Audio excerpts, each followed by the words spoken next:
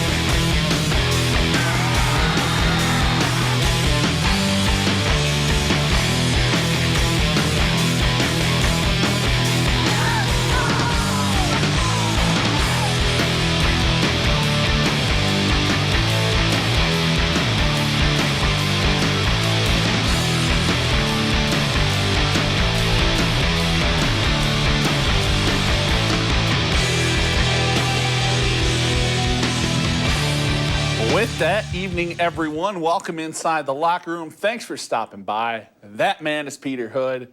I am Justin Prince, and if you're looking for high school football highlights, you've come to the right show. I'd say so. Pete, week 2 of the 2021 prep pigskin season. We've got over a dozen local games to get to on tonight's show. Yeah, a couple big ones in the SAC, a surprise in the SAC. Yeah. We'll get to that in just a minute, but we begin our night in Butler and a clash between a pair of powerhouse programs at the 1A and 2A levels. It's 2A number 7 Eastside hosting 1A number 3 Adams Central in the locker room's game of the week. Both teams coming off blowout wins in week 1. Flying Jets 4-3 all-time against Eastside. The Blazers got the better of AC down in Monroe last season. And first quarter, that is Nick Neuenschwander just doing Nick Neuenschwander things. Yeah. 120 total yards on the evening for the senior, one of the fastest, most dynamic players in the area. Speaking of fast and dynamic, this guy, number 5 in the all-green, he can go a little bit. We don't talk about his legs, right? Listen, if you're going to bring that up all season, hang that over my head. Just stop it now. Gets his team inside the 20, does Laven Davis. And then a few plays later, actually, you're going to see him with the interception here. He would score a few plays later. Jets defense stepping up there.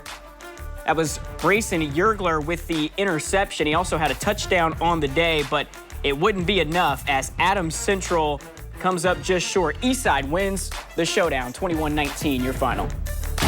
All right, back here in the Summit City, 5A number 4, Bishop Dwenger looking to move to 2-0 on the season, hosting Northside. Legends holding tight early on in this one. Second quarter down just 3. Jonte Lambert, he says, get on my back. Let's go for a ride, boys. Powerful run here from the junior. It's a first down for Northside, but later in the drive, Legends good vibes. make a mistake. Rodney Woods in a QB. That's not good vibes. He's hit, loses the ball. Ben Simcox recovers. Good vibes for Dwenger. Yeah, maybe. Dwenger takes over, and they would take advantage. Ensuing touch, Evan Springer rolling right, looking back left, finding a wide open Theodore Steele. How many steals have they had come through that place? Quite a few, and all of them can play football. They sure can. He weaves his way in for the touchdown. Saints go up 10. They go on to cruise 39-13. You're fine. All right, over to Spooler Stadium we go. This is a surprise I was talking about. Carroll paying Snyder a visit. No Jeff Becker for the Chargers. Keep that in mind. One of the best quarterbacks in the area, but they led by 6 at half, did Carroll. In the third, Snyder with the ball, play action. I don't know where Jay Prince's camera's going, but Carroll's defense, they know where the ball's going. Luke Hoppert fumbles it.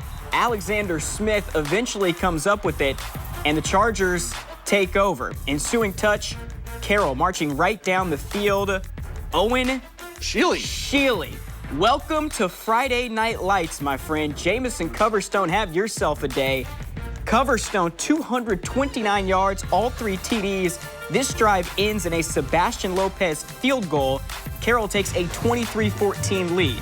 Here comes Snyder, though. Hoppert plunges in from a yard out, pulls Snyder back within 2. but Carroll holds on. They score late and come out on top. Shealy and the Chargers, 29-28, the shocker of the evening without Jeff Becker. Man, what a win for Carroll. Next stop comes down at Lewis Field. The team that beat them last week, 2A's top-ranked Bishop Luers Knights, rocking the all-red with the Wayne Generals in the building. I like the red. I do too. I do too. Knights up a touchdown, looking for more in the second. Give goes to Sir Hale, and yes, sir. Kid Not hard. denied. Yes, he does. Hard. Bullying defenders in for the score. Luers up a dozen after the missed extra point. Moments later, after a Wayne turnover, Knights trying to add another, but not going to happen here. Quarterback on quarterback crime. That's Aiden Meek with the INT off Carson Clark. Nice return, gives the Generals good field position, but they just can't do anything with it. Knights get the ball back, drive it right down their throats. Back to the ground game with Hale. Give them 6 more. Luers takes a 26-8 lead into the half. Knights want to win 47-26. They're impressive, Pete. Yeah, to the southwest side we go. 2-time defending SAC champ Homestead taking on Concordia Lutheran in its home opener. Cadets get the ball first, able to get a couple of first downs, but Sparty's defense stiffens after that. Kyle Detweiler beats the block, makes the tackle in the backfield, loss of 6 on the play for Concordia. Later in the first quarter, Cadets punting, but the punter not ready for the snap. Never a good spot to be in here as a punter when you got 6 guys chasing after you, nowhere to go. Tackled out of bounds, deep in Homestead territory, and on the very next play, here comes Gage Sparrow on the jet sweep, finds a crease, great blocking on the outside by the Spartans. Up the sideline, into the end zone. I'm telling you, man, they are fundamentally sound, Chad Zolman's guys. Into the end zone goes Sparrow. Homestead takes an early 7-0 lead. They cruise 59-14. Final stop in the SAC comes at Southside. I guess you could say this one might have been a little bit of a surprise, too. Archers hosting Northrop Roosevelt Norfleet. Former head coach at South, now an assistant with the Bruins, back at his old stomping ground. Former Southside QB Roosevelt Norfleet III making his return as well, and his old teammate Michael King III not greeting him kindly. Norfleet sacked on this play early in the third. Bruins up a touchdown, but forced to punt, and on the punt, the snap is low. Trevor Hapner. Big kick and ball. Yes, he can. Blocks the kick, ball down deep in Northrop territory. Great field position for South, but unable to do anything with it. Northrop's defense standing tall. Bruins blow this play up in the backfield. Rayshawn Boone in on the stop, but South scores 20 unanswered points, all in the fourth. Yep. They come back and win 26-14. Your final first win for head coach Guy Lee in his home debut. Congrats to Coach Lee. Tiny, as they call him. Yes. Head out to Leo, 4A's 5th-ranked Lions, hosting Angola in an NECC showdown, and this really was not much of a showdown, folks. First play from scrimmage, Mason Sharon takes the handoff. Hornets swarm, they force the fumble. Kyle Brandt falls on it. Angola takes over, but it was pretty much all Leo from there. 4th down, Hornets going for it. Finley Hasselman taken down short of the sticks by Carson Hepner. That Leo defense, Prince. They are good. There's something else. Angola turns it over on downs. And then ensuing touch, it's time to play. Who has the football, Prince? Who has the football, Prince? I guessed wrong. It was Ethan Crawford. Ethan Crawford. They got a lot of guys they can give it to. 55 yards on Channel 55 to the house. Part of a 95-yard, 2-touchdown day for Crawford. Lions up 7, and they were far from done. You see Jackson Barber punching it in from a yard out on the next possession. How about 345 on the ground and 7 touchdowns for the Lions tonight? Yeah, pretty good. They cruise 50-10, your final. All right, over to Heritage. Patriots hosting Norwell for an ACAC NE8 battle. Pick it up. First quarter, Luke Graff doing Luke Graff things tonight. Takes the handoff up the left side. Makes a couple of dudes miss before he's drugged down inside the 30. Later in the drive, Leighton Bailey in at QB, replacing Eli Riley. Big shoes to fill. Yeah, don't have to do much when you got a guy like Luke Graff in the backfield. Hey, we're going to be calling his name a lot over the next few years. We are. He takes the pitch, punches his way up the middle for a couple more yards, and then you just got to let the dude finish the drive, You know right? the rules. You know Graff the rules. takes it again. He's got a house call. 19 yards. Graff goes for 143 and 2 scores. Norwell moves to 2-0 with a 49-0 victory. All right, another 88 versus ACAC game. Jay County coming off a season-opening win over Blackford, traveling to take on Huntington North. Vikings got on the board first, but the Patriots answer quickly. Big hole opening up here for Quinn Faulkner. He runs right through it. Just one man to beat downfield, and he'll beat him. That's a long touchdown for Faulkner and the Patriots. Jay County takes a 7-6 lead. But all Vikings from there on out. Later in the first quarter, Noah Wagner wiggling his way into the end zone from 5 yards out. Huntington North retakes the lead, and they would run away with it from there. They'd add another score here as Luke Toish breaks off some big yardage, finds pay dirt right into your living room as the Vikings roll in their home opener, 45-13, the final. Good win for Bob Prescott and company. Down to Bern. South Adams paying host to county rival Belmont tonight. The Stars got on top first. Just under 5 to play in the first quarter. A.J. Dull powers in for the score. It's 7-0. But Belmont responds back the other way. Isaac Bodkins takes the handoff. A little bit of help from the turf, but he gets in from 12 yards out. We're all square at 7 apiece, but it was all Stars from there. Maverick Somerset. What a name. There's been a couple Somersets there now. Yeah. They're all pretty good at sports, too.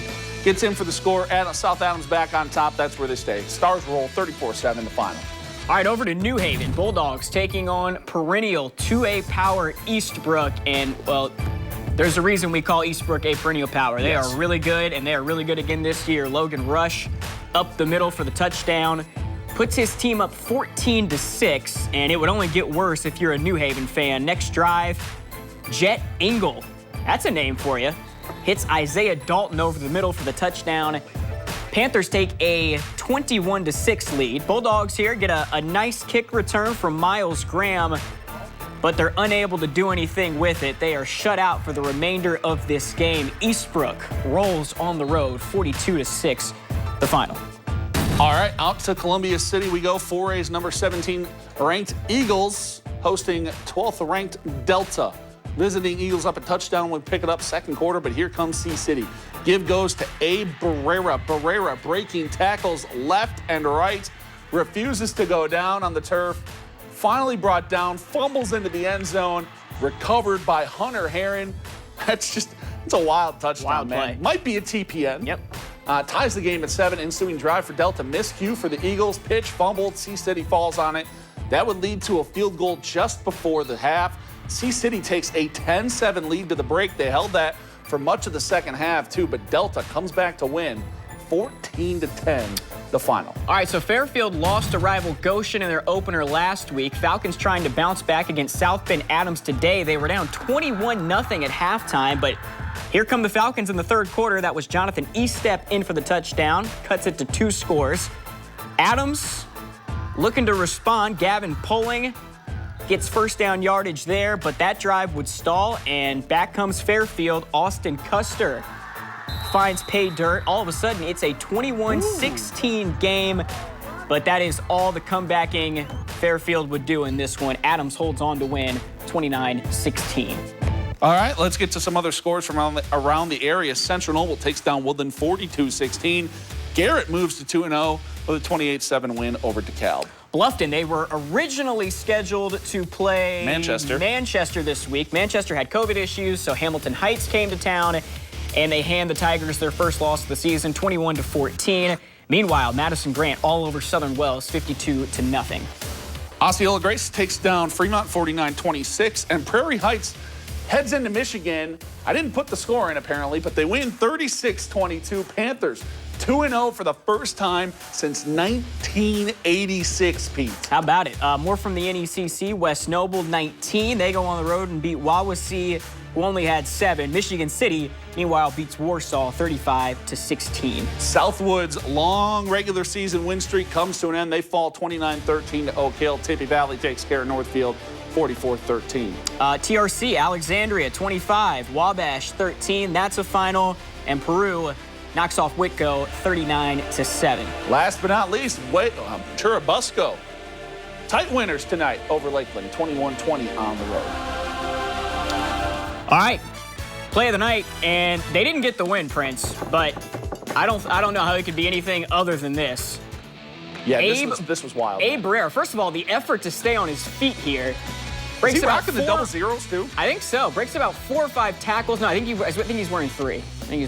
Anyway, breaks like 4 or 5 tackles, fumbles the ball into the end zone, and Hunter Heron right there to fall on it for the Eagles. Again, Columbia City falls 14-10, but it looks like they were without quarterback Greg Bolt tonight, so some good fight shown there by Brett Fox's boys. Yeah, and against a really good team in Delta, too. We mentioned it earlier, in the highlights. Delta, a really good program. Yeah. Obviously, good hang for Coach Fox and company, and, excited to see what they can do down the stretch in the NE8. But, man, speaking of the NE8, how about Leo tonight? Yeah. Just an absolute well-oiled machine in that win against Angola, other than that first miscue. Yeah, and obviously Leo and East Noble are going to be the 2 teams to beat in the NE8, but East Noble's been throwing a little bit of a curveball here, unable to practice. Their game tonight got canceled against Northwood, and they won't be able to practice until sometime next week. So tough break for East Noble. You wonder how that's going to affect them moving forward. Leo East Noble not too far down the road, but obviously Leo, I mean, they're going to be tough to beat. They're going to be tough for anybody in the NE8 or outside of it to hang with. And the SAC, I think it's going to be fun once again this year, man. With no Jeff Becker. If you would have told me before the night they beat Snyder without Jeff Becker, I'd have looked at you like you had 4 heads. Yeah, same here. But that's what good teams do. Find a way.